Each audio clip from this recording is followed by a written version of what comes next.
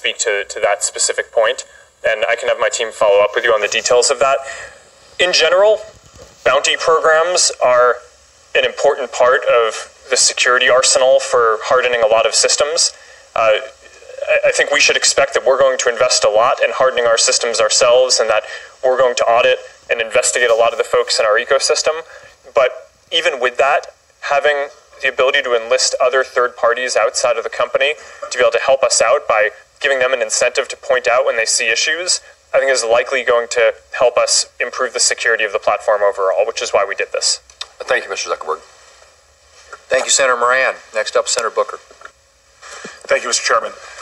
Hello, Mr. Zuckerberg. As you know, much of my life has been focused on low-income communities, poor communities, working-class communities, and trying to make sure they have a fair shake. This country has a very bad history of discriminatory practices towards low-income Americans and Americans of color, from the redlining, FHA practices, even to more recently, really discriminatory practices in the mortgage business.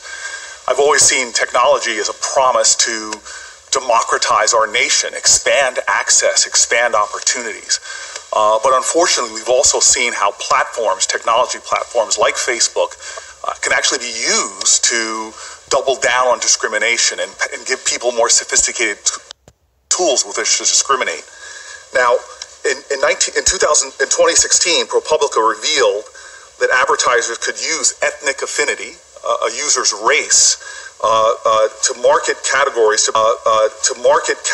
potentially discriminate overall against Facebook users in the areas of housing, employment, and credit, echoing a dark history in this country, and also in violation of federal law. In 2016, Facebook committed to fixing this, that the advertisers who have access to this data, to fixing it. But unfortunately, a year later, as ProPublica's article showed, they found that the system Facebook built was still allowing housing ads without applying to go forward, without applying these new restrictions that were put on.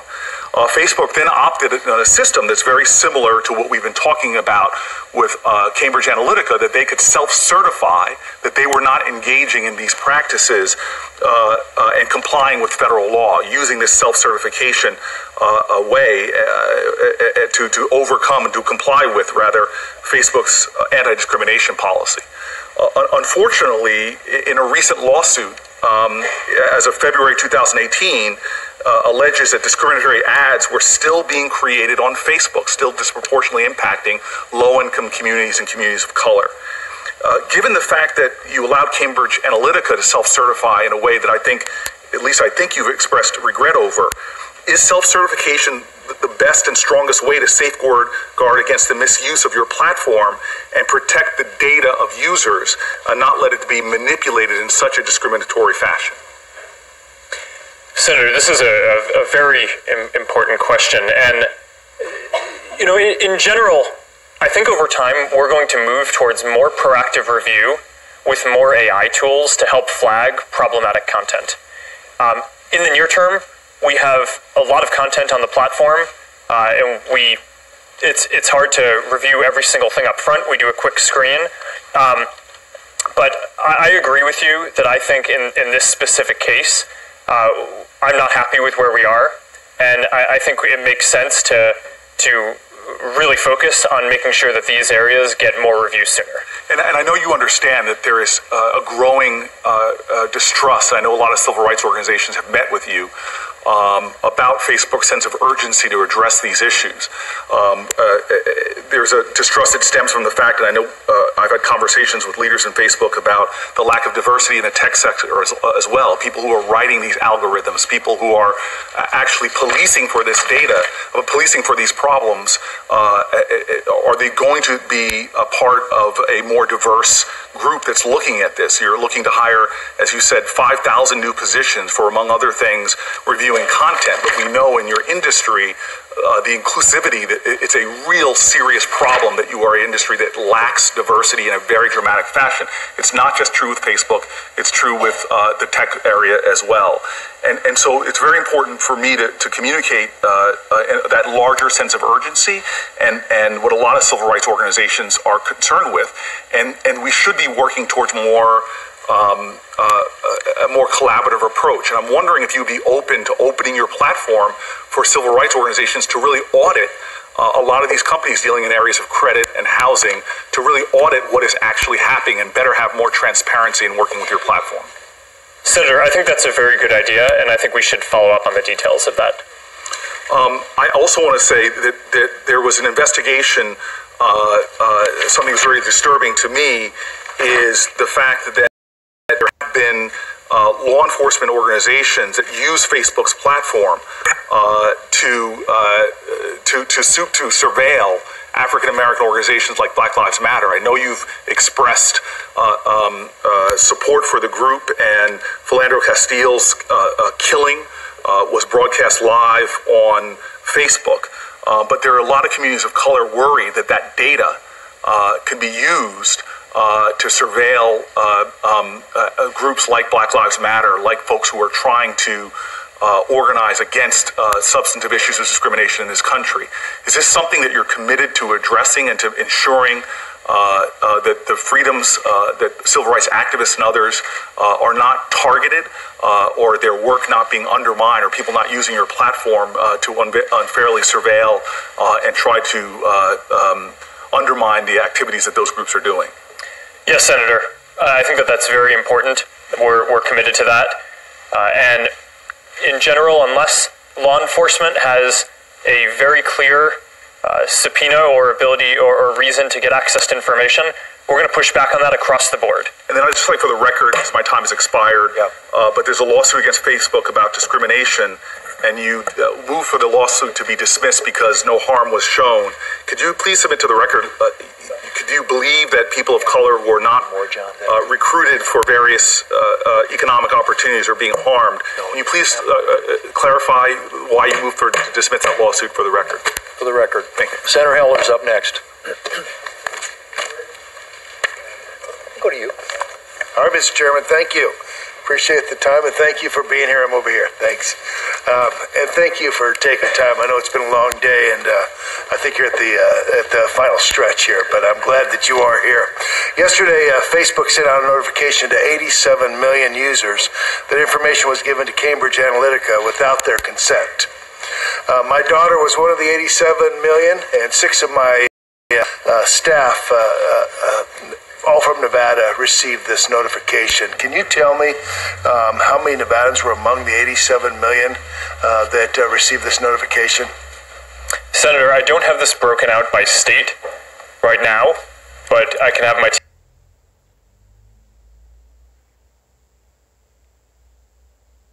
team follow up with you to get you the information. Okay. I figured that would be the answer. If after hearing this, going through this hearing, and Nevadans no longer want to have a Facebook account, if that's the case, if a Facebook user deletes their account, do you delete their data? Yes. My kids have been on Facebook and Instagram for years. How long do you keep a user's data? Sorry, how long do you keep a user's data once they after they've left? If they choose to delete their account, how long do you keep their data? I don't know the answer to that off the top of my head. I know we try to delete it as quickly as is reasonable. We have a lot of complex systems, and it takes a while to work through all that. But I think we try to move as quickly as possible, and I can follow up or have my team follow up to get you the data on that. Okay. Have you ever said that you won't sell an ad based on personal information, simply that you wouldn't sell this data because of the usage of it goes too far? Senator, could you clarify that?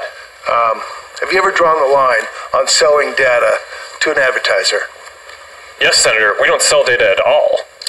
So the way the ad system works is advertisers can come to us and say, I have a message that I'm trying to reach a certain type of people. They might be interested in something, they might live in a place, and then we help them get that message in front of people. But this is one of it's widely mischaracterized about our system that we sell data, and it's actually one of the most important parts of how Facebook works is we do not sell data. Advertisers do not get access to people's individual data. Have you ever collected the content of phone calls or messages through any Facebook application or service? Senator, I don't believe we've ever collected the content of phone calls. We have an app called Messenger that allows people to message their, mostly their Facebook friends. And we do, on the Android operating system, allow people to use that app as their client for both Facebook messages and texts. So we do allow people to import their texts into that. Okay. Let me ask you about government surveillance. For years, Facebook said that there should be strict limits on the information the government can access on Americans. And by the way, I agreed with you that because privacy is important to Nevadans. You argued that Facebook users wouldn't trust you if they thought you were giving their private information to the intelligence community. Yet you use and sell the same data to make money. And in the case of Cambridge Analytica, you don't even know how it's used after you sell it. Can you tell us why this isn't hypocritical? Well, Senator, once again, we don't sell any data to anyone. We don't sell it to advertisers, and we don't sell it to developers. What we do allow is for people to sign into apps and bring their data, and it used to be the data of some of their friends, but now it isn't, with them. And that, I think, makes sense. I mean, that's basic data portability, the ability that you own the data, you should be able to take it from one app to another if you'd like. Do you believe you're more responsible with millions of Americans' personal data than the federal government would be? Yes. But, Senator, your point about surveillance, I think that there's a very important distinction to draw here, which is that when organizations do surveillance, people don't have control over that. Where on Facebook, everything that you share there, you have control over. You can say, I don't want this information to be there. You have full access to understand every piece of information that Facebook might know about you, and you can get rid of all of it. And I don't know of any surveillance organization in the world that operates that way, which is why I think that comparison just isn't really apt here. With you here today, do you think you're a victim? No. Do you think Facebook as a company is a victim? Senator, no. I think we have a responsibility to protect everyone in our community from anyone in our ecosystem who is going to potentially harm them. And I think that we haven't done enough historically, and we need to step up and do more. Do you consider the 87 million users, do you consider them victims? Senator, I think, yes. I mean, they did not want their information to be sold to Cambridge Analytica by a developer. And that happened, and it happened on our watch. So even though we didn't do it, I think we have a responsibility to be able to prevent that and be able to take action sooner. And we're committing to make sure that we do that going forward, which is why the steps that I announced before are now, the two most important things that we're doing are locking down the platform to make sure that developers can't get access to that much data so this can't happen again going forward, which I think is largely the case since 2014. And going backwards, we need to investigate every single app that might have had access to a large amount of people's data to make sure that no one else was misusing it. And if we find that they are, we're going to get into their systems, do a full audit, make sure they delete it, and we're going to tell everyone who's affected. Mr. Chairman, thank you, Senator Hiller. We'll go to Senator Peters and then into the break, and then Senator Till is coming out of the break. So, Senator Peters. Thank you, Mr. Chairman. Mr. Zuckerberg, thank you for being here today. You've talked about your very humble beginnings in starting Facebook in your dorm room, which I appreciated that story, but certainly Facebook has changed an awful lot over a relatively short period of time. When Facebook launched its timeline feature, consumers saw their friends post chronologically as the process. But Facebook has since then changed to a timeline driven by some very sophisticated algorithms. And I think it has left many people, as a result of that, asking, why am I seeing this feed, and why am I seeing this right now? And now, in light of the Cambridge Analytica issue, Facebook users are asking, I think, some new questions right now. Can I believe what I'm seeing? And who has access to this information about me? So I think it's safe to say, very simply, that Facebook is losing the trust of an awful lot of Americans as a result of this incident. And I think an example of this is something that I've been hearing a lot from folks that have been coming up to me and talking about really kind of an experience they've had where they're having a conversation with friends, not on the phone, just talking.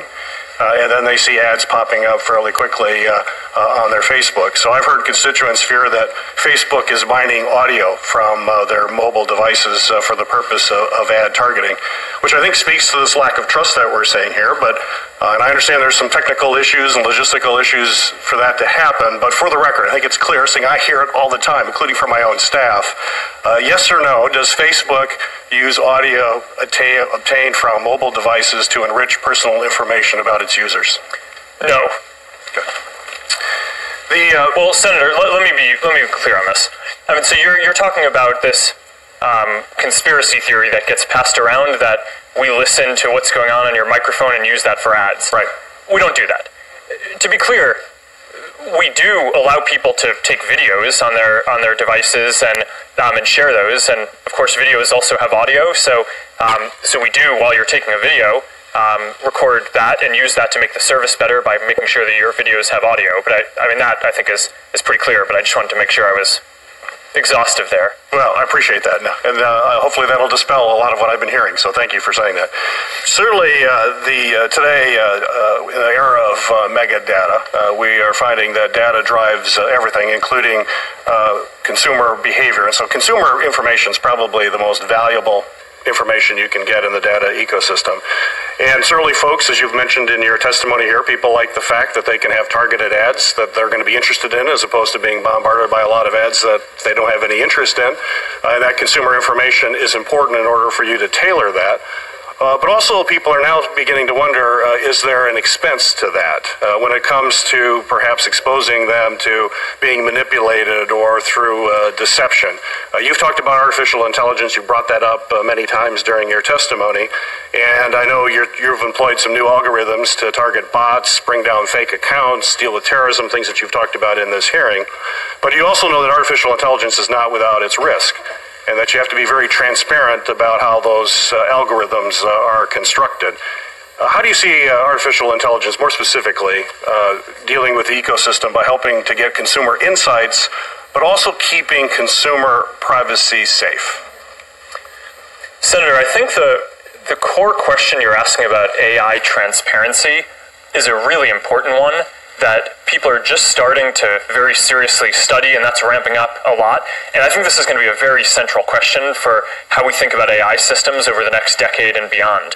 Right now, a lot of our AI systems make decisions in ways that people don't really understand. Right. And I don't think that in 10 or 20 years in the future that we all want to build, we want to end up with systems that people don't understand how they're making decisions. So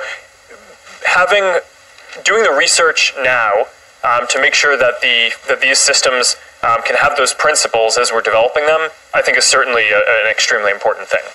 Well, you bring up the principles because, as you're well aware, AI systems, especially in very complex environments when you have machine learning, it's sometimes very difficult to understand, as you mentioned, exactly how those decisions were arrived at.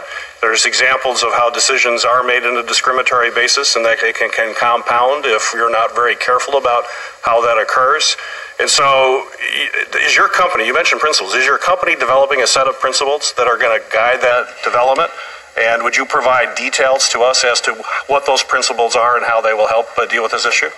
Yes, Senator. I can make sure that our team follows up and gets you the information on that. And we have a whole AI ethics team that is working on developing basically the technology. It's not just about philosophical principles. It's also a technological foundation for making sure that this goes in the direction that we want. Thank you. Thank you, Senator Peters. We'll recess for 5 and come back in. So we'll give Mr. Zuckerberg a quick break here. Thanks.